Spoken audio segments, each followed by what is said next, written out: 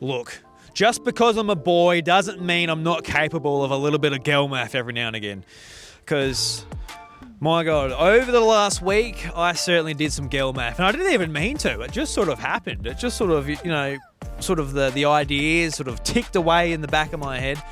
And it sort of led to me having my third PlayStation 5. Just for me, no other gamers in my house. I'm the only gamer, and I've got 3 PlayStation 5s.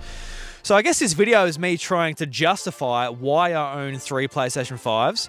And at the end of the video, you guys can leave in the comment section whether you think that's a good idea or, Drew, you're a bloody lunatic. Love to hear from yous, but I own 3 PlayStation 5s, and the third one come about last week because the PlayStation 5 Pro came out. And I mainly play on PlayStation, especially over the last year.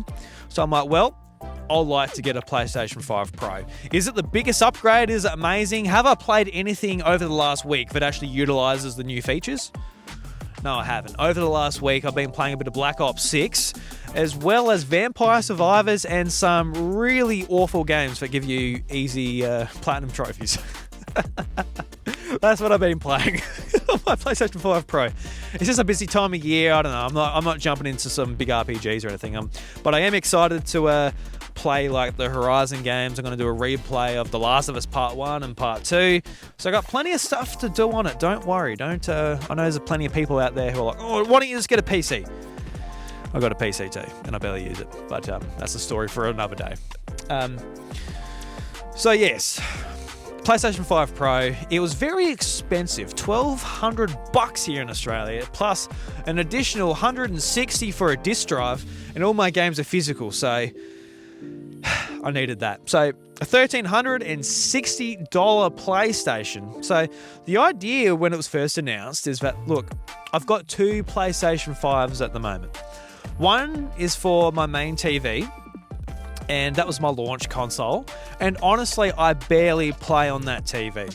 But the PlayStation 5 has become like the main multimedia hub of the house. Like, we don't watch free-to-air TV. It's only like Netflix or YouTube, Disney Plus or whatever, and that's all through the PlayStation. So that's there, that's the kids, that's the wife's. Every now and again, I've got the option of using that TV, and I'll play a game, but not much, honestly. I do like the option of having it there, though, so that's why I left the PS5 on that TV instead of, like, buying a cheap box or whatever. I actually wanted, I like using the PlayStation. I don't want another like cheap box under there that I've got to relearn how to use, and especially the wife, she's got to relearn how to use it. That's probably the toughest bit. So yes, I wanted that one there. So my second PlayStation 5, I've actually got a game. Bloody flies.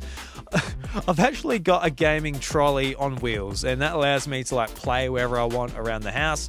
If Chantel or the kids are watching TV, that's when the gaming trolley comes in, wheel it in, and I can play PlayStation, Xbox, Switch, PC, all on that TV. It's like a 42-inch TV that I can play just wherever around the house. Really cool. So that's why I bought the second PlayStation. Bloody flies, they're getting awful around here. That's where I can play the second PlayStation 5. So I got it for that, pretty much. And the idea with the PS5 Pro was to trade in that second PlayStation 5 in for the PlayStation 5 Pro. And that was a good idea. EB Games, they give you $600 if you trade in a PS5 and 4 games. The only thing is I really didn't know what 4 games I would have traded in. You're pretty much giving them away at that price, and I really didn't have any that I'm like, oh, I'm done, or I don't want it, because I'm kind of like a physical game collector as well when it comes to the platforms I really like. Especially on PlayStation, because it's the only modern platform I actually buy stuff for. Switch is all digital. Xbox is obviously all digital, just with Game Pass. And PC, Steam Deck are also very obviously digital as well. So I kind of like interacting with my games physically on PlayStation because I don't anywhere else apart from retro titles. So anyway, I was going to trade that in. That's where the Gel math come in. I was like, all right, I'm going to trade this in.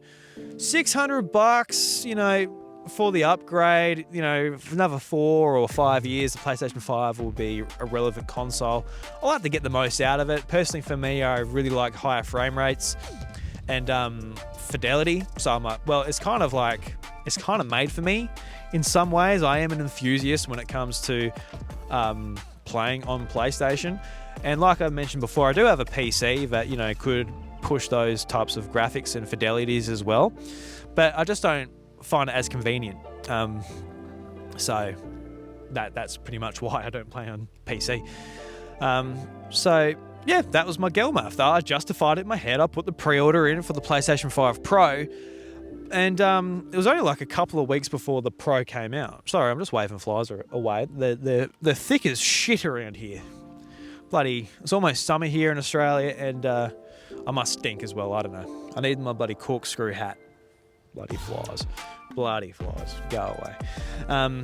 So yeah, that's how I justified the PS5 Pro purchase. Got the pre-order in, and it wasn't until like a couple of weeks before where I'm sitting at my computer desk. And computer desk, that's where I've got like my podcast set up, my microphone, MacBook, you know, just computer, whatever have you, just that stuff. And I was thinking to myself, as I'm sitting there, I'm holding my 4-month-old daughter. I can't do anything. Like, I was like, if I just had the PS5 here, and it'd be way more convenient just sit in this chair, whether I've got a baby in my lap or I'm just like in the same room to make sure the kids are happy or not playing up or whatever have you. It'd be way more convenient having a PlayStation here. So that's where the cogs got moving. It's like, well, instead of saving $600, why don't you just keep the PlayStation 5 you've got, move it here, and the Pro can go onto the 4K TV on the gaming trolley?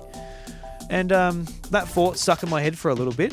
And I don't want to get anyone wrong around here. You know, I'm not rich. You know what the situation in the supermarket's like at the moment. I've got 2 kids.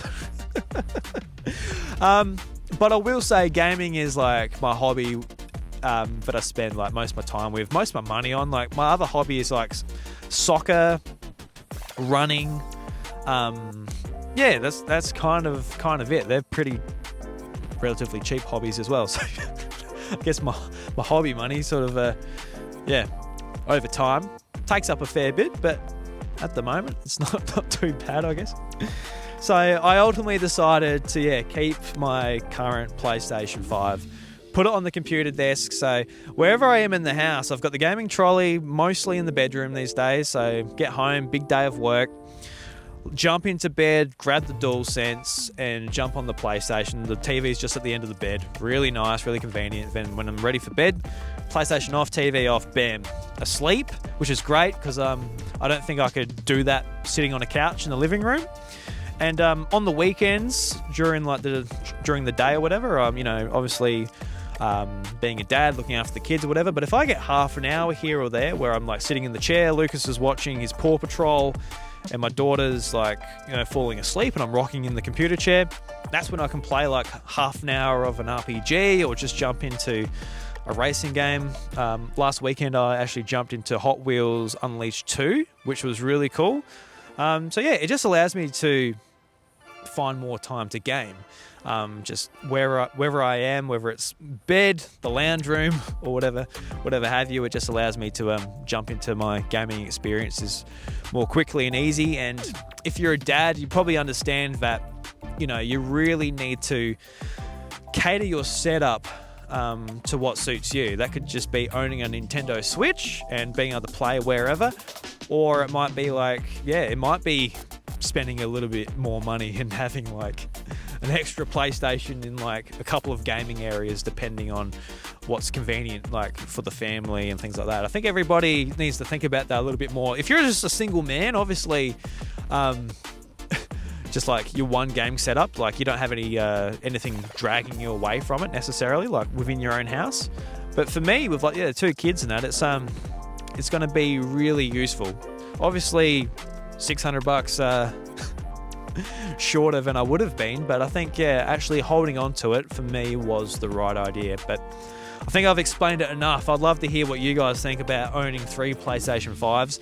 I don't I don't encourage you to be like, oh, that's a great idea. I was going to get a PS5, but I reckon I'll go and get 3 of them now. That's a great idea, Drew. I don't mean that. I've acquired these PlayStations over the course of 4 years, so it's not just me going out and spending like $2,000 on PlayStation 5s. But like I said, it really sort of suits my gaming setup. So in the comments, what do you think? Was it a good idea? Was it a bad idea? Do you think I'm silly? Love to hear from you. And if you'd like to hear these videos as an audio-only version, you can go to your podcast service of choice and search the iDruby Gamescast, where these videos are available as audio only. So if that suits you, I'd love to hear from you there. But until next time, guys, happy gaming.